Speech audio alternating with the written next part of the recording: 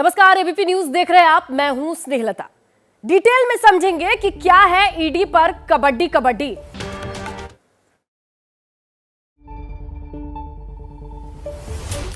तो देखिए, दिल्ली से लेकर बंगाल और छत्तीसगढ़ तक इन दिनों एक जांच एजेंसी छाई हुई है।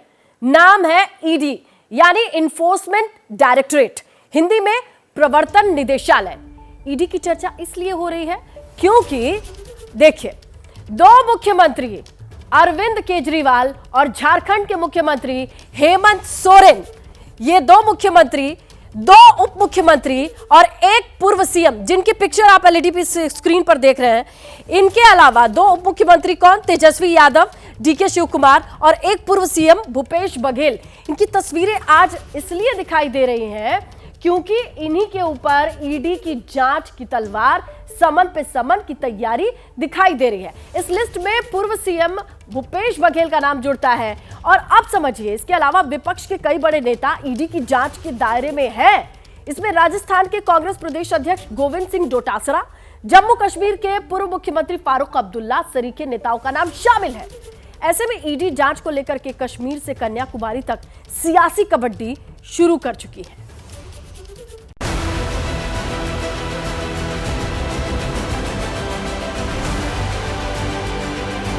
हथियार सा बन गया है भारतीय जनता पार्टी के लिए, विपक्ष के लोगों को दबाव में लाना और किसी तरह से कांग्रेस की छवि पे दाग डालना। कानून की ताकत को करप्शन की आफत से आप बंधक बनाने की कोशिश कर रहे हैं। और अफसोस की बात यह है कि चोरी और सीनाजोरी। Why there were that kind of operation, that provocation without any information to state government or state administration or state police? देखिए, टीएमसी की सरकार में पश्चिम बंगाल अराजकता की आग में धो धो करके जल रहा है और ऐसी सरकार को तो सत्ता में बने रहने का एक मिनट के लिए भी अधिकार नहीं है। अब बीजेपी मुझे गिरफ्तार करना चाहती है, झूठे आरोप लगा के, फर्जी सम्मन भेज के ये मुझे बदनाम करना चाहते हैं। अभी तक तो दारू का घोटाला था, अब दवा का घोटाला भी। कट्टर ईमानदारी का यह किरदार पूरी तरीके से तार तार हो गया है। दिल्ली से छत्तीसगढ़ और झारखंड से बंगाल तक ईडी के एक्शन ने सर्दी के मौसम में भी सियासी तपिश बढ़ा दी है। वैसे तो प्रवर्तन निदेशालय यानी ईडी करप्शन के मामलों में कार्रवाई कर रही है, लेकिन ईडी को केंद्र बनाकर हो रही सियासत ने इसे सत्ता पक्ष बनाम विपक्ष की लड़ाई बना दिया है और शुरू हो गई है ईडी पर कबड्डी कबड्डी। करप्शन पर ईडी के ऑल इंडिया एक्शन की ये सबसे नई तस्वीर है। महादेव ऐप घोटाले से जुड़ी चार्जशीट में छत्तीसगढ़ के पूर्व मुख्यमंत्री भूपेश बघेल का भी नाम दर्ज है। ईडी ने चार्जशीट में साफ लफ्जों में लिखा है, महादेव ऐप घोटाले के आरोपियों का सीधा संबंध छत्तीसगढ़ के पूर्व मुख्यमंत्री भूपेश बघेल से था और छत्तीसगढ़ विधानसभा चुनाव के लिए करोड़ों रुपए महादेव ऐप की ओर से भूपेश बघेल को भेजे गए। माना जा रहा है कि ईडी जल्द ही पूछताछ के लिए भूपेश बघेल को समन भेज सकती है। घोटालों के गुरु घंटालों का जो अभी तक घोटालों के घंटाघर पे खड़े होकर के अपने आप को ईमानदारी का प्रमाण पत्र बांटते थे, वो पूरी तरह से अब एक्सपोज हो रहे हैं। और अफसोस की बात यह है कि चोरी और सीनाजोरी, यहाँ तक कि कुछ जगहों पे जो मैं देख रहा हूँ कि कानून की ताकत को करप्शन की आफत से आप बंधक बनाने की कोशिश कर रहे हैं, हाईजेक करने की कोशिश कर रहे हैं। उसके बाद कहेंगे साहब आप विक्टिमहुड का आप कार्ड खेलने की कोशिश करेंगे, ये नहीं चलेगा। ईडी ने चार्जशीट में आरोपी असीम दास के पास से 5 करोड़ 39 लाख रुपए बरामद होने का जिक्र किया है। नवंबर 2023 में ईडी ने असीम की कार और उसके आवास से 5 करोड़ 39 लाख रुपए जब्त किए थे। आरोपी असीम दास से पूछताछ और जांच में कई बेनामी खातों का पता चला। इन खातों में जमा 15 करोड़ 59 लाख रुपए फ्रीज कर दिए गए। ईडी ने अपने प्रेस रिलीज में दावा किया कि महादेव ऐप के प्रोमोटर्स सौरभ चंद्राकर और रवि उप्पल की ओर से 508 करोड़ रुपए भूपेश बघेल को भेजे गए। यानी ईडी ने साफ कर दिया है कि महादेव ऐप स्कैम के तार कहीं ना कहीं भूपेश बघेल और कांग्रेस से जुड़े हैं, जिस पर कांग्रेस का पारा चढ़ गया है। पहले ये तो स्थापित करें कि पैसा भूपेश बघेल को मिला, मनी ट्रेल कहाँ है।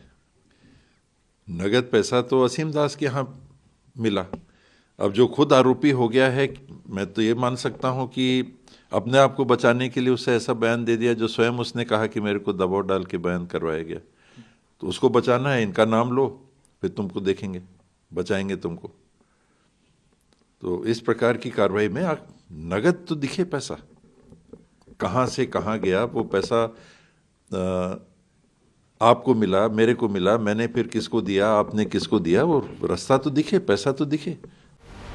यानी कांग्रेस ये मानने को तैयार नहीं कि महादेव बेटिंग ऐप स्कैम से भूपेश बघेल या फिर छत्तीसगढ़ कांग्रेस के किसी भी नेता का कोई लेना देना है। इस बीच आरोपी असीम दास के मोबाइल से हुई ऑडियो चैट भी वायरल हो रही है। इस ऑडियो चैट में भी भूपेश बघेल का नाम आ रहा है, जिसने ईडी पर हो रही कबड्डी में नया चैप्टर जोड़ दिया है। देखिए, यहां पर ईडी का दावा है 2017 में शुरू हुआ महादेव बेटिंग ऐप अवैध सट्टेबाजी के जरिए हर महीने करोड़ों रुपए कमा रहा था, जिसका एक हिस्सा भूपेश बघेल सरकार तक पहुंच रहा था। छत्तीसगढ़ पुलिस में तैनात एएसआई चंद्रभूषण वर्मा राज्य में संपर्क सूत्र का काम कर रहा था। कहा यह भी जा रहा है कि महादेव बेटिंग ऐप के प्रमोटर सौरभ चंद्राकर और रवि उप्पल की सीधी पहुंच मुख्यमंत्री कार्यालय तक थी। हालांकि अभी तक ये तमाम आरोप साबित नहीं हुए हैं, लेकिन सियासत सरगर्म है।